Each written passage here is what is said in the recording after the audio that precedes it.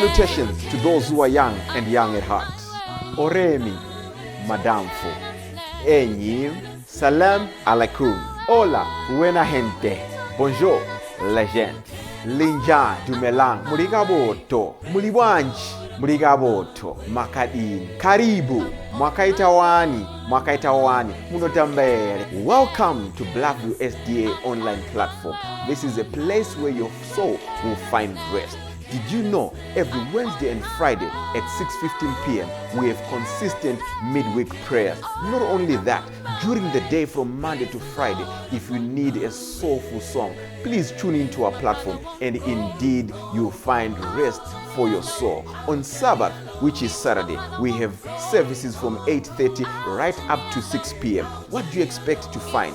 We have got the church at study, Sabbath school, music. It's story time. Even our little ones, the children, will find solace on Blackview online worship platforms. Yes, not only are they going to receive a powerful sermon for them, but including the songs, and they'll sing the songs of Zion in the comfort of your home. Yes, you are waiting for the power hour as we receive the beautiful words, the wonderful words that come from the Word of God. In the afternoon, we have got powerful discussions, not only for the young, but even for the old, as we prepare this journey on this planet Earth before the sundown. Yes, there is a sermon that will usher you into the new week as you listen to God speak to you. What are you waiting for? Tell your friends about it. Don't forget to join us on YouTube and Facebook. Like our page and subscribe to our YouTube channel. God bless you as we meet on Blackview online worship platform. Nobody can stop me. Don't you wanna go? I'm going there. Nobody can stop me. Wanga Waenda Kuna Jesu yere wasambwa muropare nyenye unosimira mutawake ere wasambwa muropare nyenye wasambwa muropa roherere nyenye moyo wako wakachena oyere wasambwa muropare nyenye unofamba naye mazuva yese wasambwa muropare nyenye unozorora kuna Kristu ere wasambwa muropare nyenye wasambwa muropa roherere nyenye moyo wako wakachena oyere wasambwa muropare nyenye kwambo ashika unochena here wasambwa muropare nyenye wagatirirwa dzimbate kubenga wasambwa muropare nyenye wasambwa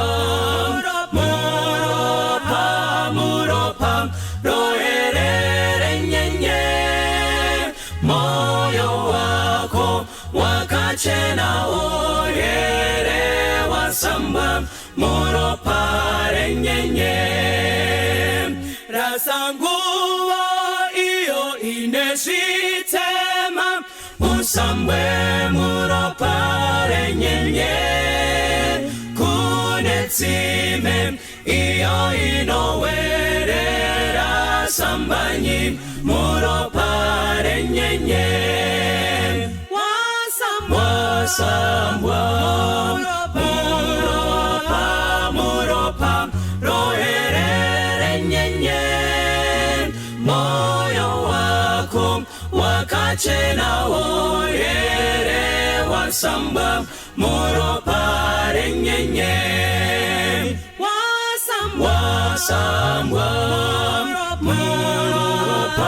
muropa roherere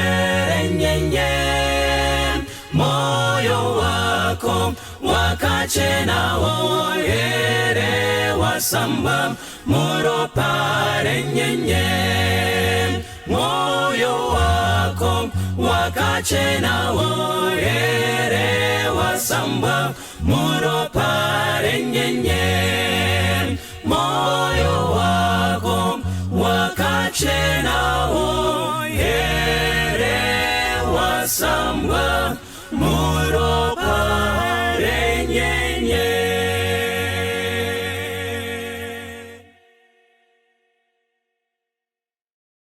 Kwa zuwa isangano ra Mwari toda kutenda nekusanganiswa mukati mekuverengwa kweshoko ra Mwari. Mufaro wangu nhasi kuti ndikuchingamidzei tiri mubhuku ravaKorosi.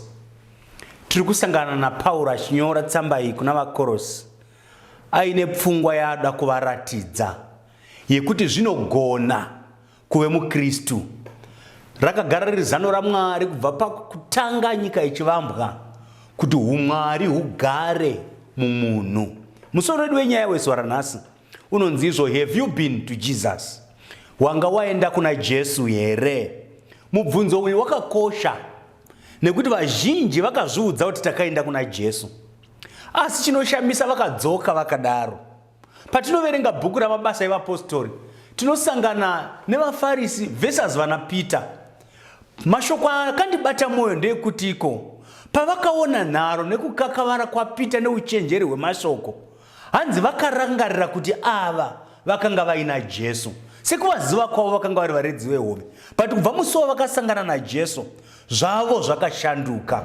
Nemhaka iyi tinowirirana tose kuti munhu akanzi ave muKristu anochinja upenyu, mafambiro, maonerwo, mafungiro, matauriro, mapfekero emuKristu akasiyana. Nyika yanhasi nemubvunzo pamusoro pechiKristu, kuti Kristu takamunzwa nezvake mukati meshoko raMwari and aita mabasa akanaka, but we are yet to see Christians. MaKristu variko here? Zvinoita here kuti munhu agone kuve muKristu sekutaura kweBhaibheri? Kwete muKristu wokupinda chechi, asi muKristu akafanana naJesu. Mwari vanozviita here kuti upenyu hushanduke? Ndivanani vakashanduka? Vanhu vanotaura mukati menhoroondo vanotaura pamusoro penyaya yekuve muKristu. Vanoti izvo Kristu ndinomuda, asi handisati ndaona muKristu. Mukandiradza wani ndinogona kuzove muKristu. Hatitarisei tsamba redu ratichashandisa zuva ranhasi. Riri kubva kubhuku ravaKorosi chapter 1 verse 26 na 27. Ndichaverenga muchikaranga chiri pano chinoti icho ndicho chakavanzika chakanga chakafukidzwa kubvira pakutanga kwenguva nendudzi, asi zvino chakaratidzwa vatsvene vake. Kuna ivo Mwari vaakada kuvazivisa upfumi hwokubwinya kwechakavanzika ichochi pakati pavahedheni, chokuti Kristu mukati menyu, tariro yekubwinya. Kristu mukati menyu. Hatasi mavara ashandiswa naPauro.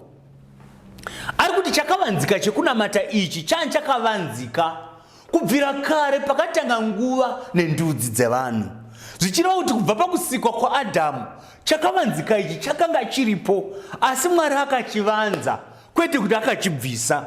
Zvikanzi izvo, asi kuna ivo Mwari vaakada kuvazivisa upfumi hwokubwinya kwechakavanzika ichi pakati pevahedheni. Chikavanzika chacho hanzi ndechekuti kudini? Christ in me, the hope of glory. Kristu mukati menyu, tariro yekubwinya. Kristu mukati mangu, tariro yekubwinya. Saka vanhu vana Kristu mukati mavo ndivo maKristu. Vanhu vana Kristu mukati mavo ndo vane tariro yekuzopfeka glory. Hakuna achaipfeka iye aine zita riri murejesta remaKristu emuchechi asina Kristu mukati memwoyo. Asi mazuva ndiri kufarira panapa ndeyekutiko kubva pakatanga nguva nendudzi chakavanzika ichi chakanga chiripo. Nditenderei kufamba nemi mukati meBhaibheri ndione pazvakamboda kubudiswa pachena kuti izano raMwari kuti Mwari agare pakati pevanhu, agare mumunhu. Shungu dzake dzaivapo here? Ndiani wakambogarira mukati memwoyo wake upenyu hukashanduka? Ndine mibvunzo miviri yandoda kukuperekedza muchidzidzo ichi. Dai Kristu akaita sewe, vangani vangade kupinda denga rako? Christ in me, the hope of glory. Nekuti kana Kristu ave mandiri, anokonzera kushanduka kunotanga mukati kuchuya kunze. Zvokuti vanhu vakafamba naKristu vanooneka. Vanhu vanonamata vanooneka, vasina uniform, vasina kugerwa zvechechi, vasina step yechechi yavakapfeka, vakapfeka sevamwe, asi deportment inotiudza kuti uyu munhu muKristu. Famba neni mukati meshoko raMwari pana Exodus chapter 25 verse 8. Ndiri kunzwa Mwari vachitaura naMozisi panapa, hanzi kudini? Ngavandiitire nzvimbo tsvene kuti ndigare pakati pavo. Bata mazwi, izano nekuronga kwaMwari kuti Mwari agare pakati pevanhu. Saka nzvimbo tsvene inofanirwa kugadzirwa. Bata mazwi maviri ari panapa. Ibasa raMwari kuya kuzogara pakati pevanhu, asi ibasa revanhu kugadzira nzvimbo tsvene kuti Mwari vagare. Saka iwewe une basa rekuita kuti nzvimbo ive tsvene, Mwari vawane pekugara mukati meupenyu hwako, mukati memwoyo wako, ndiKristu mukati mako. Kana waita izvi, iye anouya oita ugaro hwake mavari. Saka Mozisi anoudzwa kuti ndaunoudza Israeri ngavandiitire nzvimbo tsvene, ndoda kugara pakati pavo. Mukada kutarisa setup yakaiswa kwaIsraeri pose pavakanga vachifamba kunyangwe nemurenje, vakanga vachiti kana vagadza misasa yavo, sanctuary yaMwari inonzi nzvimbo tsvene yakanga iri pakati pavo. Ivo vakaitenderedza neugaro nemazita avo, nekuti Mwari vati ndoda kugara pakati penyu. Saka raiva zano raMwari kubvira kare. Asi mamuchizivei, sanctuary payakagadzirwa, ikashongedzwa, ikamiswa, yakanga yakanaka pakuonekwa kwayo, ine utsvene hwaiwanika mukati, asi vanhu vaigona kuve vanhu vaMwari chete kana vauya kuchechi. Ndaona vanhu vakawanda vachiuya muimba yekunamatira. They'll be very humble, walking softly in the sanctuary.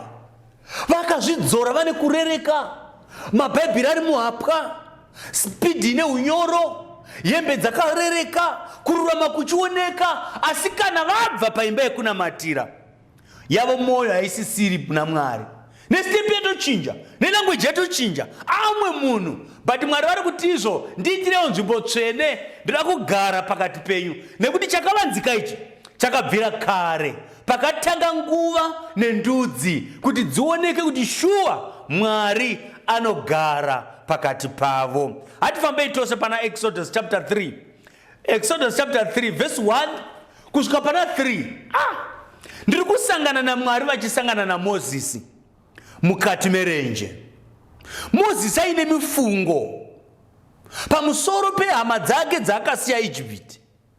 Paari achifunganya achienda kugomo raMwari, Bhaibheri riri kundiudza kuti izvo akaona gwenzi rakanga richipfuta asi rakanga risingatsvi. Paakada kunoswedera kuti aone, Bhaibheri riri kutiko akatendeuka kuti aone izwi rikauya kwaari richiti izvo, usaswedera kuno nekuti nzvimbo yauri itsvene, bvisa shangu dzako. But ameno maona here mazwi arapo, umwari hwagara mugwenzi, rikatanga kuita maflames asi risiri kuita madota, nekuti umwari hwawana nzvimbo mumwoyo wemuti. There was transformation. Ngavandiitire nzvimbo tsvene, ndoda kugara pakati pavo. Chakavanzika ichi chakavanzika kubvira kare. Saka Mwari ari kuti Mozisi, you are not ready to accept me mumwoyo mako, ndo dambudziko randinaro. Saka ndoita sei newe Mozisi? Mwari vasvikira kugwenzi, shungu dzavo varoda kuwana nzvimbo mukati memwoyo wemunhu. Famba neni pana chapter 3 unosangana naMozisi akabata tsvimbo yake. Tsvimbo yandizivi kuti yanga ane mazuva mangani ichidonzwa nayo, asi Bhaibheri rinondiudza kuti izvo paakaikanda pasi yakaita nyoka. There was transformation. Kana umwari hwawana nzvimbo kunyangwe muzvinhu zvakafa zvinove neupenyu. Kana umwari hwawana nzvimbo kunyangwe muzvinhu zvakaoma zvinove neupenyu. Asi Mwari vari kuti hakusiko destination yangu, shungu nekuvavarira kwangu, ndoda kugara mumwoyo waMozisi. Saka ndosvikira kupi? Rega ndisvikire mugwenzi. vambonyenyeredza nekokoko umwari hwoponera mugwenzi wakamirira mwoyo waMozisi kuti ugamuchire. Gare gare umwari hwana nzvimbo mutsvimbo yakaoma kuti Mwari vagare mumwoyo waMozisi. Vari kutanga vawana nzvimbo mukati metsvimbo. Chandadzidza pfungwa iyi ndechekutiko kana Mwari vawana nzvimbo mukati mako, upenyu hunoshanduka, pfungwa dzinoshanduka. Vanhu vanozviona, havaiti zvekunzwa, haubvunzwi kuti unonamata here, zvinooneka, upenyu hwashanduka. Famba neni tione kutiko raiva zano raMwari here kubvira kare. Pana Numbers chapter 17 kubva pavhesera 6 kusvika pana 8 ndiri kusangana negakava riri kuwanika muimba yevaprista, muimba yaRevhi. Mune gakava rakaipa pamusoro peakasarudzwa naMwari naasina. But Mwari anoti hazvinetsi kuti ndikuratidzei kuti ndine wandakasarudza. Toranai maelders edzimba dzose dzeimba yaRevhi, muuye netsvimbo dzenyu kuimba yekunamatira. Bhaibheri riri kundiudza kutiko vakatora tsvimbo dzavo vakaenda nadzo kuimba yekunamatira, dzikanorara mutende rokusongana dzakatarisana neareka yaJehovha, umwe neumwe asiya tsvimbo yake ipapo. Bhaibheri riri kundiudza kutiko usiku kusina zuva, kwakadoka, kuine rima, kusina kunaya, pasina tsvimbo yadyarwa, asi nekuti tsvimbo dzakamirisana nepresence yaMwari. For your own information, tsvimbo idzi dzakadzimirira varidzi vadzo kuti iwewe ndiwo wandakasarudza, ndakawana nzvimbo mukati memwoyo wako. Saka usashamiswa if there will be transformation, upenyu uchishanduka nekuti ndakawana nzvimbo mukati memwoyo wako. Bhaibheri rinondiudza kuti iko tsvimbo yaAroni pakati pedzimwe tsvimbo dzese yakatungira ikaita mashizha. Haina kuguma ipapo, yakaita maruva. Haina kuguma ipapo, yakabereka maamanda. Haina kuguma ipapo, maamanda akaibva. Kusvika mangwanani kwakanga kwave netransformation ine zvibereko. Inzwai maKristu, kana Mwari vawana nzvimbo mumwoyo wemunhu kunoshandukwa, koberekwa zvibereko zvekushanduka zvinooneka. Vanoita agriculture munowirirana, there was no photosynthesis yakanga yaitika. Zuva haripo, irrigation haina kuitwa, hapana lead preparation yaitwa, but tsvimbo yasangana nepresence yaMwari. Mwari wawana nzvimbo mukati memwoyo wake, upenyu hukashanduka. Saka zvinoita. Saka muri kuona here hama dzangu kuti tsamba ravaKorosi ranga richitiko chakavanzika ichani chakavigwa kubva pakatanga nguva nendudzi chairaive zano raMwari kuti umwari hugare mukati memwoyo wemunhu. Ndo maari kuda. Unozva kuti nanhasi Mwari vane shungu nevanhu, nanhasi Mwari anovavarira kugara pakati pavo. Ndosaka muchiona vhangeri riri kuparidzwa nenzira dzose kuti Mwari wawane nzvimbo mukati memwoyo wemunhu. Papi nepapi mumanewspaper vhangeri riripo, shoko raMwari rakachipa, mabhaibheri anowanika nemunzira dzemuguta, nemhaka yekuti Mwari vari kutsvaka avenue yekupinda mumwoyo wemunhu. Ngavandiitirewo nzvimbo tsvene, ndoda kugara pakati pavo. VaKorosi ndobva atizvo, chakavanzika chekuti Kristu mukati menyu ndiyo tariro yekubwinya. You can imagine mangwanani kwaidza vachienda vose kutende rokusongana, kwakunosangana netsvimbo dzakaoma nehwani yakanga yakatungira. Ndiri kuona kunyara kunoshamisa. Varume vakuru vakakotamisa uso hwavo, vachinunga tsvimbo dzavo vachidzokera kumba. Tsvimbo yakanga yatsanangura chimiro chako pamberi paMwari, kuti mwoyo wako uchakaoma, hausati wave ready kundigamuchira. Ndiri kusangana naAroni akadzokera asina tsvimbo, nekuti yakazosara mutemberi zvachose seexhibiti yekuti umwari hunogona kugara muzvinhu zvakafa zvikararama. Umwari hunogona kugara mumwoyo wemunhu akashanduka akave chisikwa chitsva. Haashanduki bedzi, anogona kubereka zvibereko. Wane makore mangani munhu waMwari uri wechechi? Wati waana Kristu here? Have you been to Jesus? Ozvati vaimbi vokwedu vane rwiyo rwavanoimba vachiti izvo wanga waenda kuna Jesu here? Mubvunzo kawe. Pazasi pacho yoti saka wasambwa here? nekuti ndinozviziva kuti kuna Kristu kune tsime rinowerera rinoti munyangadzi akagezamo anoshamba, anochena, akavandudzwa nekuve muKristu. Saka nyika ine mubvunzo nhasi kuti takunzwai maKristu. Enda mawikendi mangwana kutanga nhasi kusvika Sunday, nzira dzemuguta dzose dzakazara nevanonamata, mahoro ekunamatira akazara vanonamata, but vahedheni vane mubvunzo. Zvinoita here kuti munhu ave muKristu? Aroni ane mhinduro nguva yakaita seino kuti hama yangu, zvinoita unogona iwe kuve muKristu, nekuti upenyu hwako haungarambi wakadai iwe wakaenda kuna Jesu. Saka vanobvunza vanoti wanga waenda kuna Jesu, unoti hongu, asi vakaona zvibereko vanoramba vachibvunza. Mukombo akasvika unenge wakachena here? Hatifambei neshoko raMwari vanhu vashe, tibve panzvimbo yaAroni. Hande pana Exodus chapter 34 toda kunosangana naMozisi apinda mukati megomo kunotaura naMwari. Akagara mugomo 40 days and 40 nights. Regaiti ise pfupiso, akagara mwedzi nehafu mugomo naMwari. Handina kuti 2 years, ndati mwedzi umwe chete nemavhiki maviri ari mugomo naMwari. Asi kana ungada kuzvishandisa sezvazviri, nyora kuti 40 days and 40 nights aina Mwari mukati megomo. Bhaibheri riri kundiudza paverse 29, chapter 34 verse 29, kuti Mozisi paakaburuka mugomo haana kunga azviziva kuti ganda rechiso chake rakanga rashanduka zvaakanga ataura naye. Hapana, handinzwa, ndati ganda rechiso chaMozisi rakashanduka nekuti akataura naMwari. Pavakamuona achiburuka mugomo akabata mitemo ine 10, vanhu vakamuona achibwinya, vakatya, vakatiza kuna Mozisi, vakati Mozisi hatigoni kuswedera kwauri nekuti wakazara nekubwinya. Vakatiza. Nzira yakavakanga vafunga kuita yakanga iri kuisa vheri, kuti kana Mozisi overenga murayiro waMwari ozvifukidza nevheri. Sad news. Rega ndikuratidze zvakavanzika zviri apa.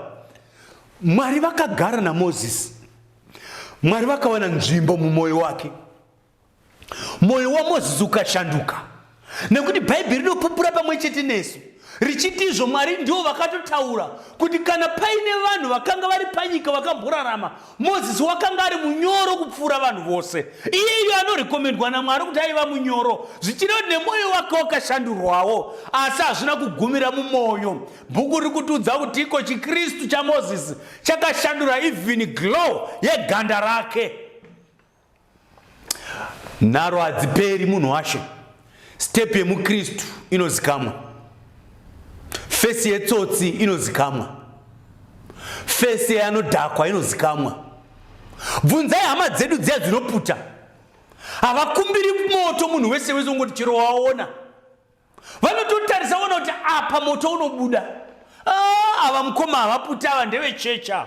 Kana zvichigona kuoneka kuti vanoputa vanokumbidzana pakuonana kwavo mukusazivana, koma Kristu vanotadza here? Seiko chiKristu chakoniwa kushandurawo iwewe? Bhaibheri riri kutiudza kuti hanzi ganda rechiso chaMozisi rakanga richibwinya. Teerera ndikutaurire chakaita kuti ganda rechiso chaMozisi ribwinye hechi.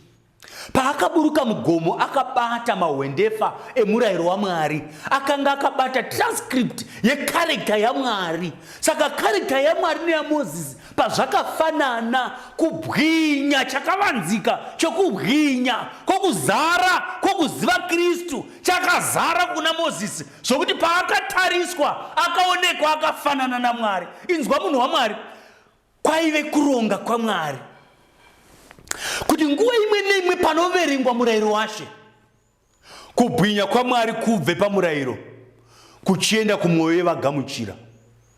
Nazvino izano raMwari kuti pause panoverengwa shoko raMwari, panotsanangura izwi raMwari, kubwinya kwaMwari kubve pamurayiro waMwari kuchienda kune vanhu vagamuchira, kwatanga kubata aparidza, kwatanga kubata adzidzisa, kwashandura muparidzi, konoshandura vanonzwa. Saka chakavanzikai hama dzangu muri kuzvionerawo pachena kuti testamende yekare yakazara nemienzaniso yekuronga kwaMwari, kuti ndinoshuva kugara pakati pevanhu.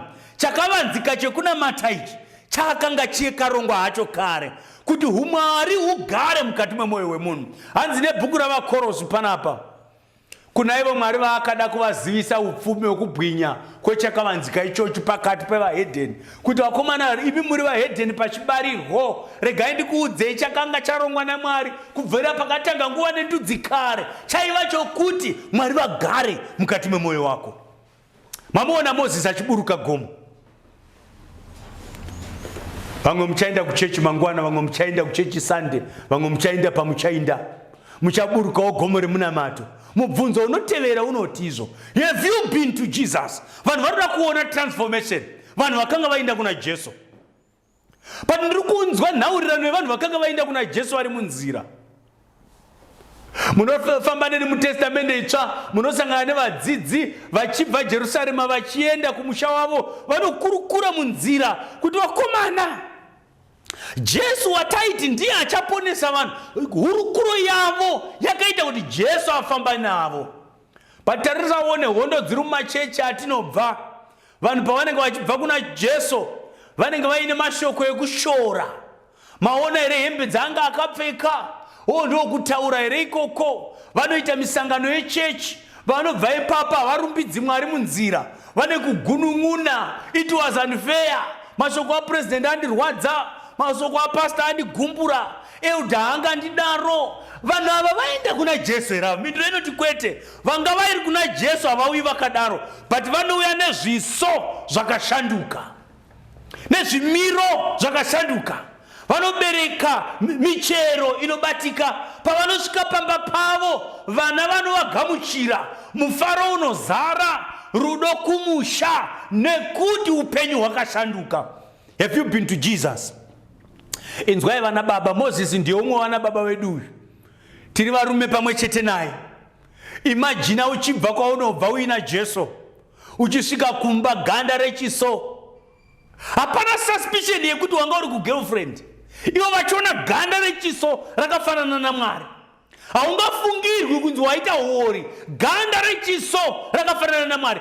Rega nditaure nemi, pamunoenda kubasa, vaunoshanda navo vachiona uchiuya, ganda rechiso chako rakafanana naMwari, uine fesi yakaita seyo mutumwa, nekuti wakanga uina Jesu.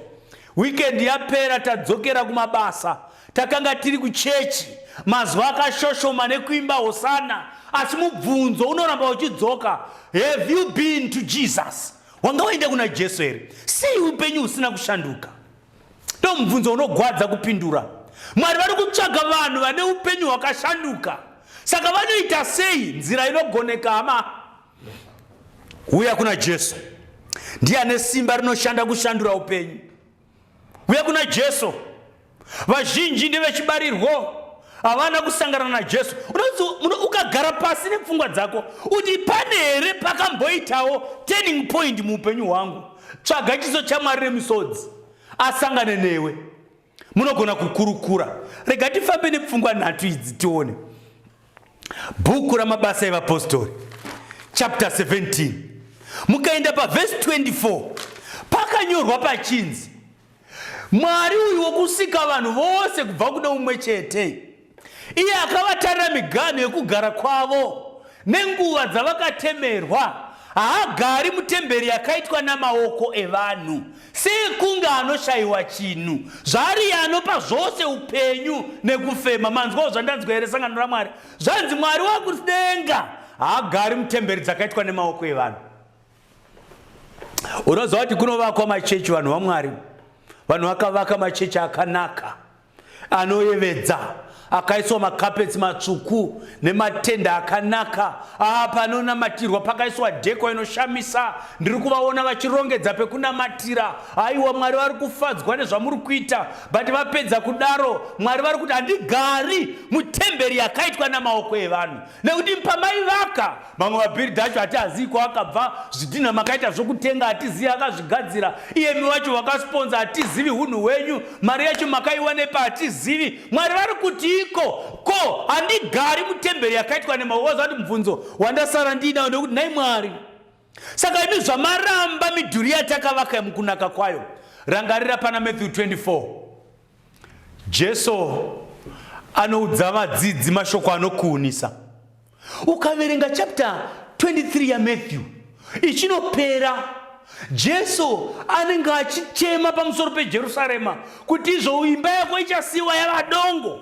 But enda pa chapter 24 verse 1 rinokudza kuti vadzidzi vakaenda naJesu kuti vamuratidze dzimba dzetemberi nekunaka kwaanga akaita, nekuti vari kuti pamwe haasi kunyatsonzwisisa kuti temberi iyi yakarongedzwa negoridhe, yakakotwa nendarama, ine mapila eberiri, ine zvindori zvedhaimondi zvakarongedzwa muimba yekunamatira. Jesu pamwe hamusi kuzviziva kuti patakavaka chechi iyi yakainvesta mari yakawanda inotyisa.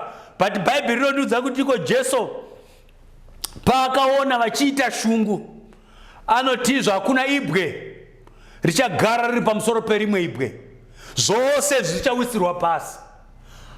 Vanobatwa muromo mukapaverenga kusvika paverse 3 pane silence inofakwana rwendo rokubva Jerusarema kuenda gomo remuOrivhi. Vakanyararidzana paverse 4 inozoti vagara akatanga kuvabvunza kuti nhai Mwari, saka munondudza kuti have you disowned Jerusalem?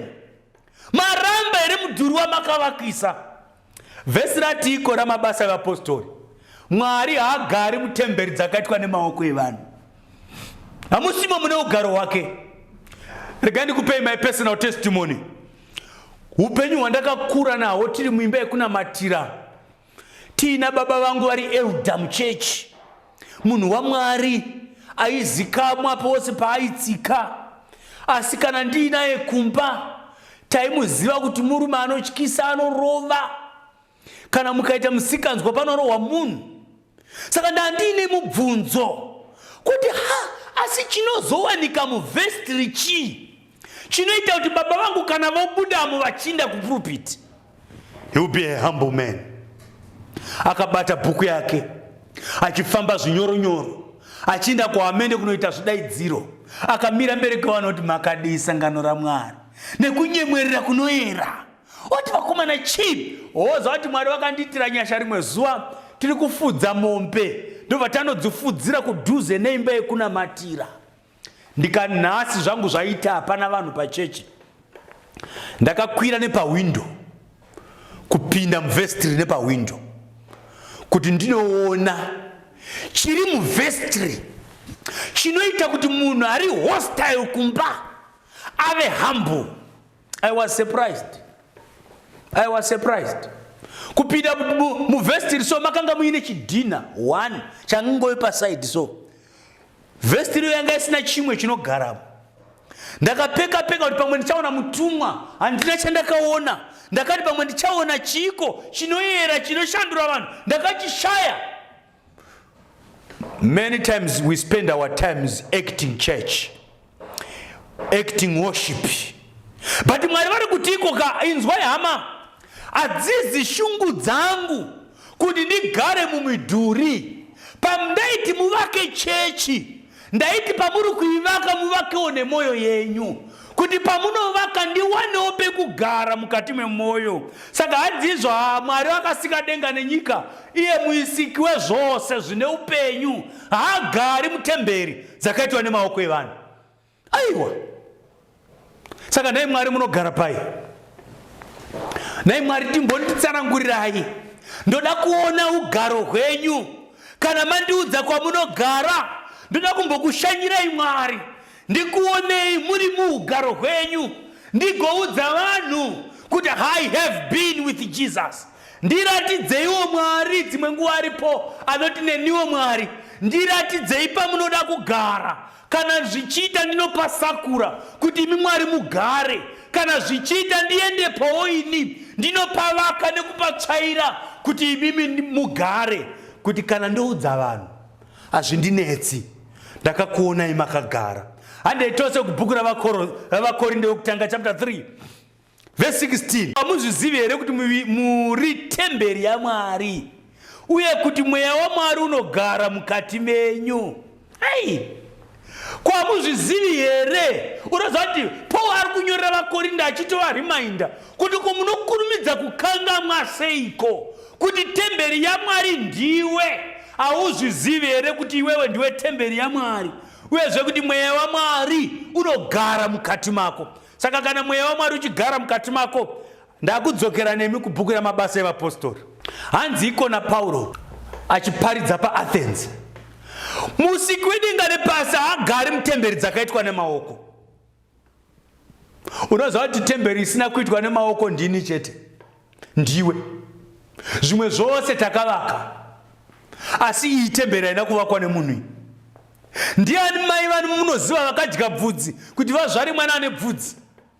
Ndiani mai vamunoziva vakadya tumasimbi netumatombo netunzwara kuti mwana abudaini nzwara? Ndiani akazvirongedza zvakaitwa pakavanda naMwari wokudenga achigadzira temberi yake kuti awane pekugara? Ngavandiitire nzvimbo tsvene kuti ndigare pakati pavo. Saka Mwari vari kutiko, mukoma, zvamuri imi temberi yaMwari, zvamuri imi ugaro hwaMwari, shungu dzaMwari. Paaiti ndiitirewo nzvimbo tsvene, ari kuti prepare a place in your heart. I want to dwell in you, kuti ndigare mauri.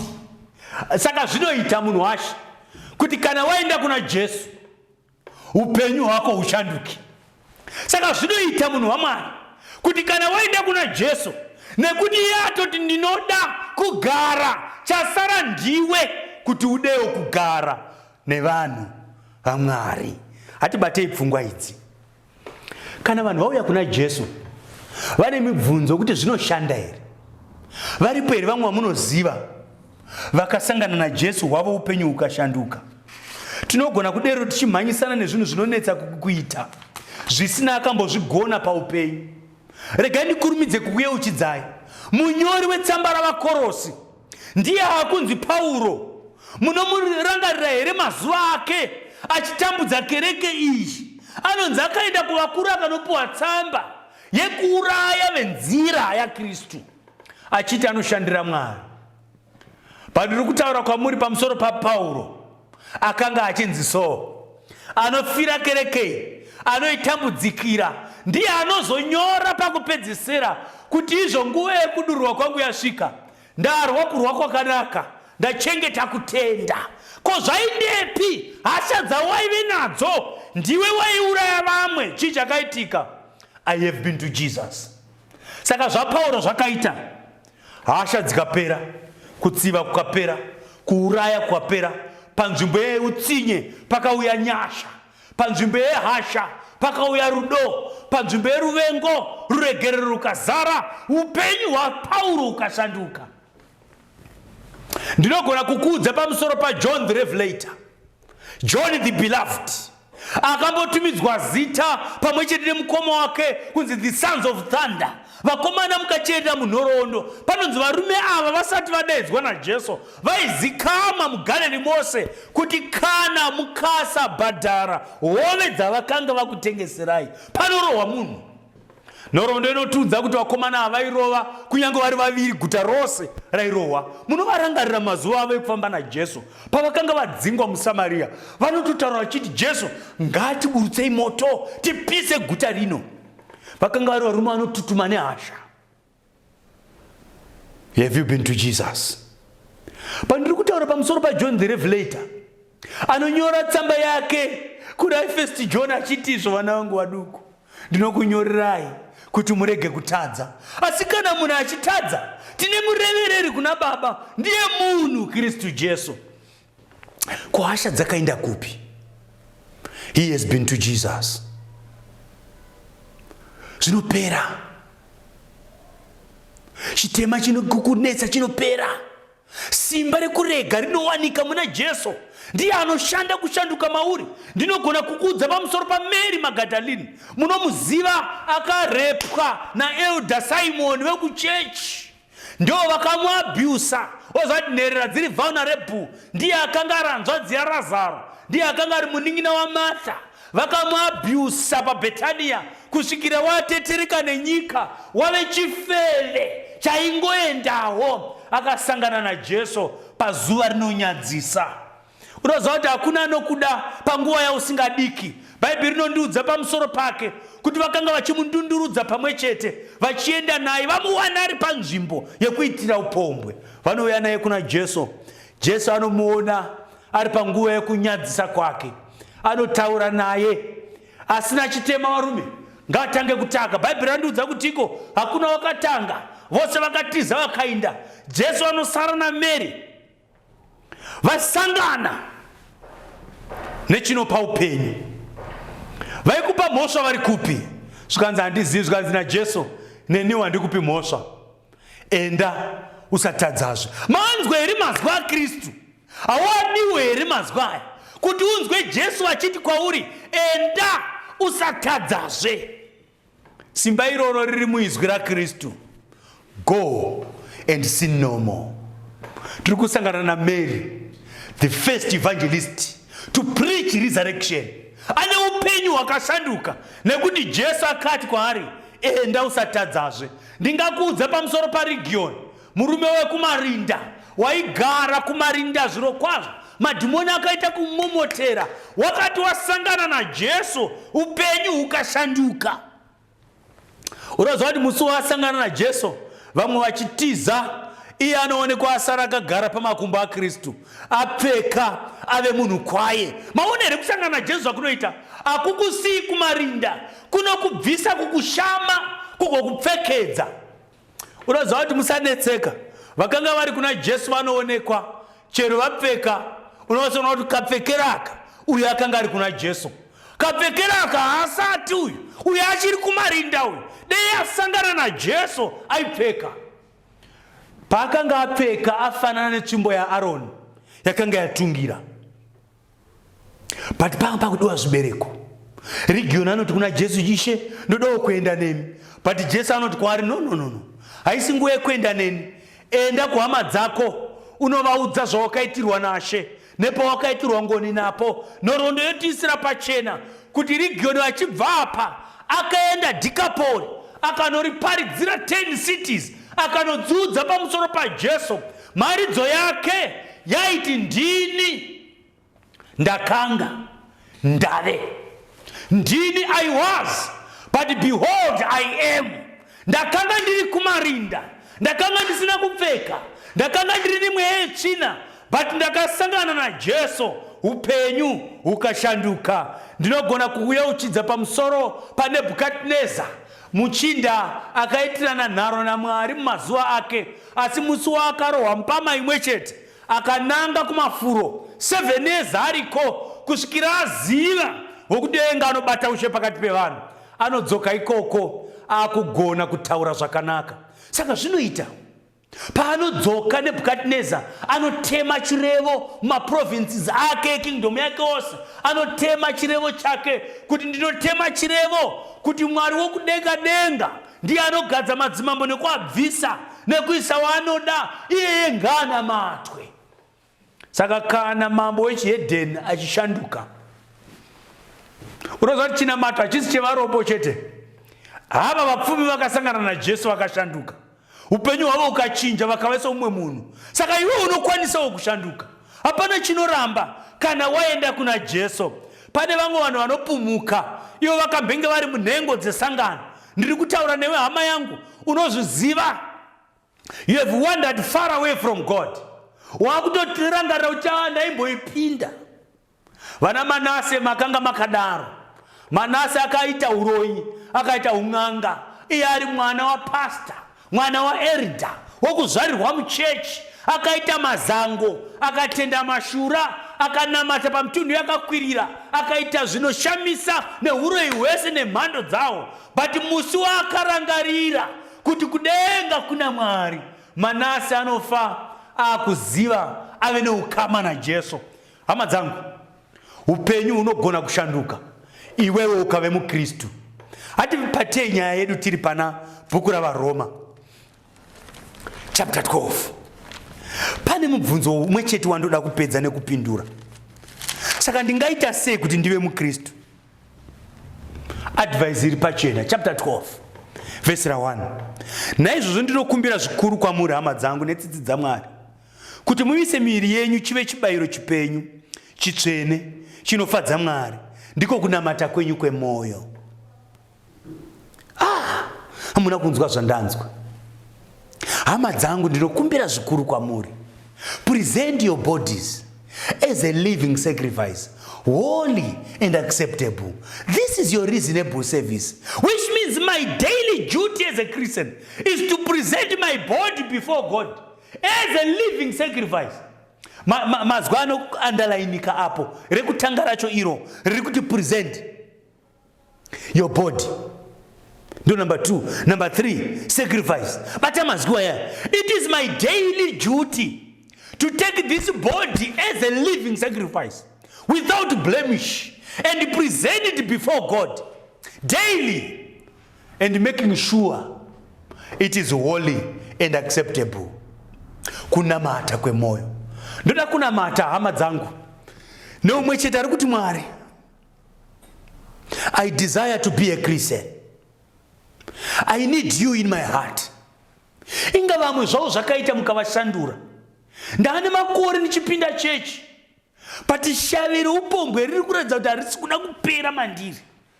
Ndine makore ndiri muchechi, but ndinopfeka semuhedheni.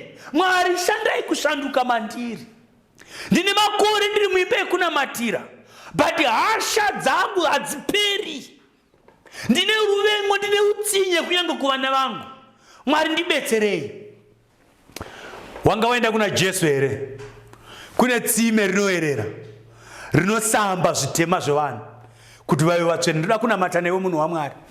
Dzimwe nguva uri kuti Mwari, ndoda kukupai muviri wangu sechibayiro chipenyu, chinofadza Mwari, ndiko kunamata kwangu kwemwoyo. Handei tose pamberi pechigaro chaMwari tinonamata. Baba vedu vari kudenga, muzita raJesu tokutendai Mwari nekuda kwekunaka kwenyu kwatiri. Masangana nesu mukatisira pachena. It is your honest desire that you dwell in us. Saka tauya nemwoyo yedu Mwari sezvatiri. Tinokumbira simba iroro rinoshanda kushanduka, ritange mukati medu, rivandudze kunze kwedu, tifanane nemi. Nyika izvizive kuti zvinoita kushanduka tiri muna Kristu. Tatenda Mwari nekuti matinzwa, muzita raJesu. Amen. Hakuna hama kupinda Jesu, hakuna neimwe, hakuna umwe kurapa vese, hakuna neumwe anoziva nenamo Jesu, anotungamira tese. Hakuna umwe kupinda Jesu, hakuna neumwe, hakuna umwe mukuru zeba, hakuna neumwe asi anozvita muduku, hakuna neumwe anoziva nenamo Jesu, anotungamira tese.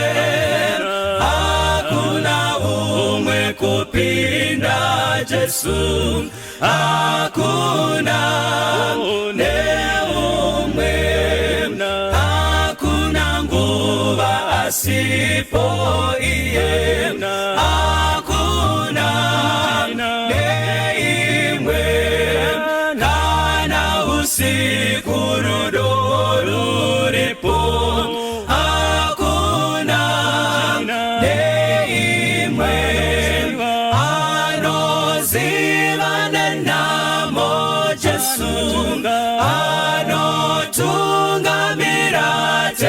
tese, hakuna umwe kupinda Jesu, hakuna ne umwe, hakuna umwe akambora mbwako, hakuna ne umwe kana munyangazi amurambiko, hakuna ne umwe